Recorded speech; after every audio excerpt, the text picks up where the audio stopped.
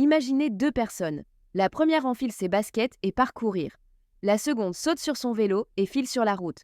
Toutes les deux veulent sortir la même chose, être en forme, perdre du poids et se sentir mieux dans leur corps. Parmi toutes les disciplines accessibles au grand public, deux dominent largement, le cyclisme et la course à pied. Ces deux activités sont pratiquées dans le monde entier et offrent de nombreux bénéfices.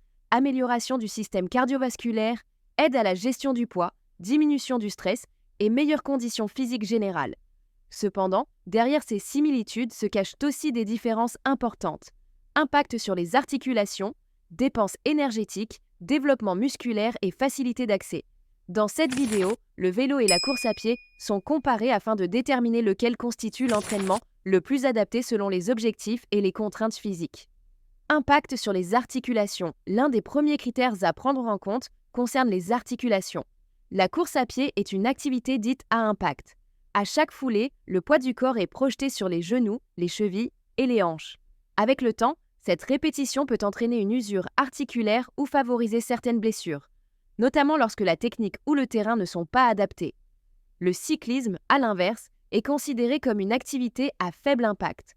Le corps est porté par la selle et les mouvements restent fluides.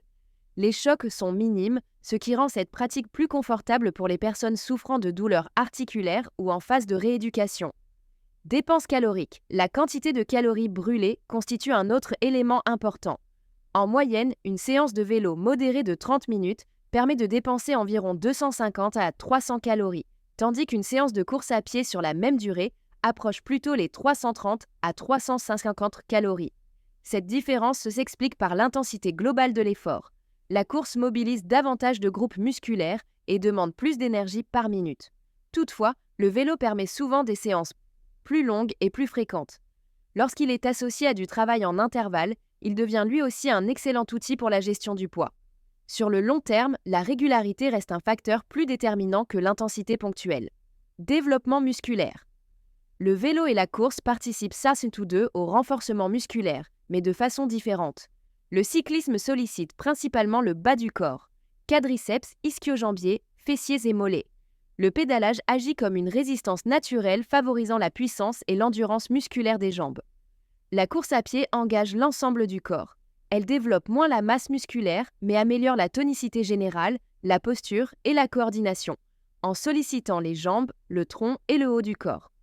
Ainsi, le vélo renforce prioritairement la force des membres inférieurs, tandis que la course favorise un développement plus global et fonctionnel.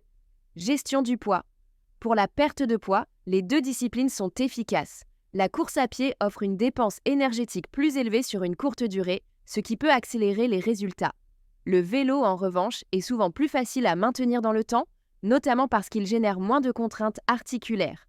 Cette durabilité favorise une pratique régulière, essentielle pour obtenir des résultats stables. Au-delà du choix de l'activité, une gestion du poids efficace repose aussi sur des habitudes cohérentes. Alimentation équilibrée, sommeil suffisant, hydratation et contrôle du stress. Les approches extrêmes, qu'il s'agisse de régimes sévères ou d'entraînement excessif, sont rarement durables. Accessibilité. L'accessibilité joue également un rôle important. La course à pied ne nécessite que peu de matériel et peut être pratiquée presque partout. Le cyclisme demande un équipement spécifique ainsi qu'un environnement sécurisé pour rouler. Cependant, les versions indoor ont considérablement élargi les possibilités. Les tapis de course et les vélos d'appartement permettent aujourd'hui de s'entraîner dans un cadre contrôlé, indépendamment des conditions climatiques. Cette évolution rend les deux disciplines accessibles toute l'année et facilite la mise en place d'une routine régulière. Santé cardiovasculaire. Sur le plan cardiovasculaire, vélo et course sont tous deux très efficaces. Ils augmentent la fréquence cardiaque et respiratoire, renforcent le cœur et améliorent la capacité pulmonaire. Avec le temps, la fréquence cardiaque au repos diminue, signe d'une meilleure efficacité du système cardiovasculaire. La course à pied est généralement plus exigeante sur le plan global, ce qui peut la rendre légèrement plus performante pour le développement cardio-respiratoire. Néanmoins, la constance de la pratique reste le facteur le plus déterminant. Santé mentale, l'exercice physique agit aussi sur le bien-être mental. Le vélo comme la course contribuent à réduire le stress, améliorer l'humeur et augmenter le niveau d'énergie. Ils offrent également un espace de recentrage, favorisant la concentration sur l'instant présent et procurant un sentiment d'accomplissement après chaque séance. Le sport ne transforme pas uniquement le corps, Il influence aussi profondément l'équilibre psychologique. Choisir entre le vélo et la course à pied ne revient pas à désigner un vainqueur absolu. Chaque discipline présente des avantages plutôt spécifiques selon les objectifs, la condition physique et les contraintes personnelles. Le cyclisme s'avère souvent plus adapté en cas de fragilité articulaire ou de reprise progressive.